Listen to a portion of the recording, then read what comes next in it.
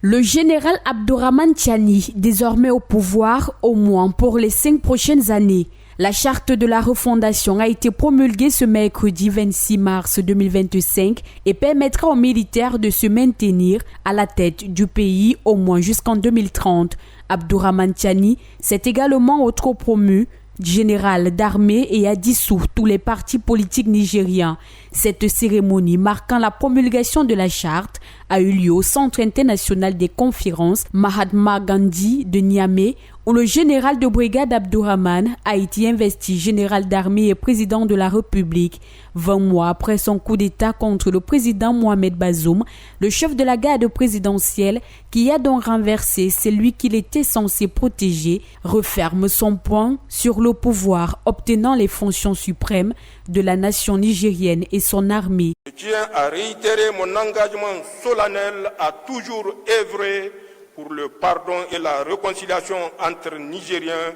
pour l'unité nationale, pour la justice et la reddition des comptes dans la gestion des affaires publiques. Par conséquent,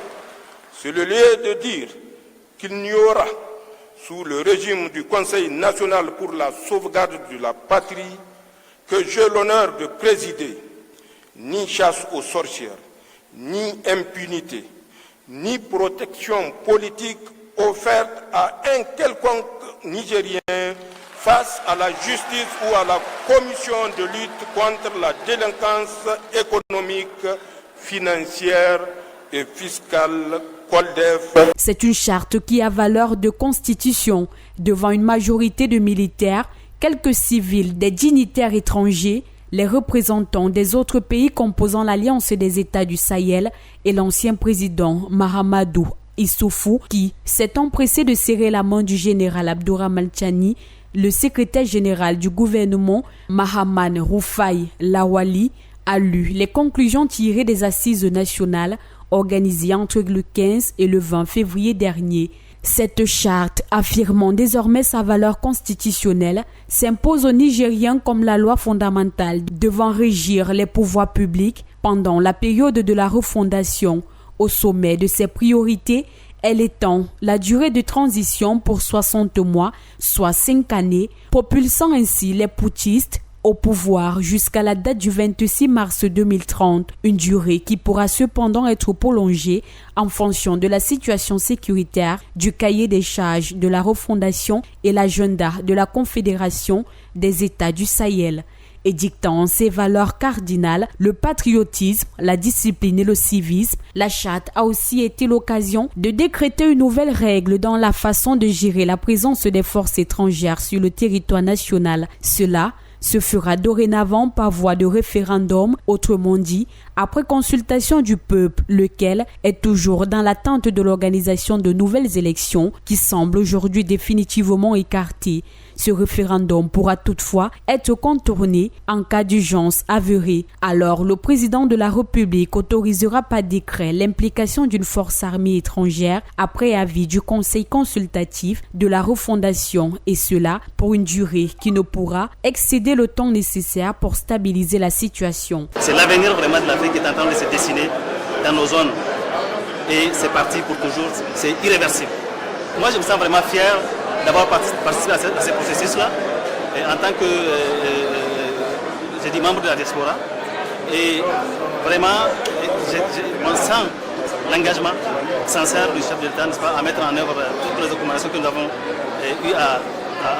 élaborer ensemble. Dans la même optique, le secrétaire général a ensuite lu un communiqué du gouvernement annonçant l'élévation du général Tiani par lui-même dans un rare exercice d'autopromotion. Le président du Conseil national pour la sauvegarde de la patrie, chef de l'État, le général de brigade Abdourahmane Tiani a signé un décret portant promotion à titre exceptionnel d'un officier général des forces armées nigériennes. Au terme de ce décret, est promu à titre exceptionnel au grade de général d'armée le général de brigade Abdourahmane. L'occasion de se voir décerner plusieurs décorations sur les acclamations des militaires présents dans les gradins. Montant sur scène dans un vêtement blanc immaculé, le grand chancelier des ordres nationaux du Niger a épinglé sur le treillis du chef suprême, la Grande Croix ainsi que le Grand Collier du président de la République, celui porté auparavant par le président Mohamed Bazoum qui, refusant de démissionner depuis le coup d'État du 26 juillet 2023, est toujours détenu par les militaires dans la résidence du palais présidentiel à Niamey.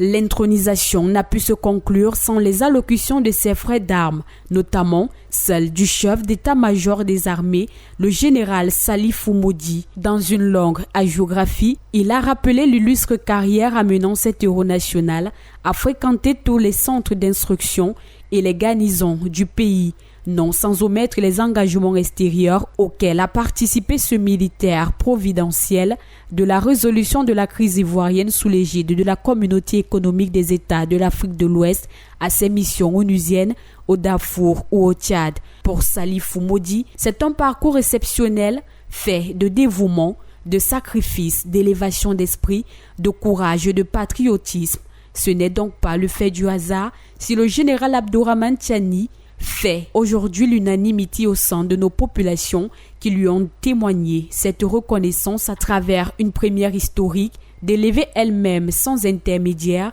un officier de leur armée au grade le plus élevé, un moment intense qui a forcé le chef de l'État à essuyer une larme dans le silence respectueux de l'Assemblée. Et ce n'est pas tout, car après la cérémonie militaire de remise de ces nouveaux galons, le chef suprême a réservé une dernière surprise, la signature d'une ordonnance actant la dissolution de tous les partis politiques nigériens. Dès ce jour, au Niger, il faudra s'adresser au nouveau chef de l'État en employant cette formule: président de la République du Niger, chef de l'État, chef suprême des armées, chef de l'administration, grand maître des ordres nationaux, le général d'armée Abdourahmane Tiani, tout ce qu'il faut pour remettre à César ce qui lui appartient.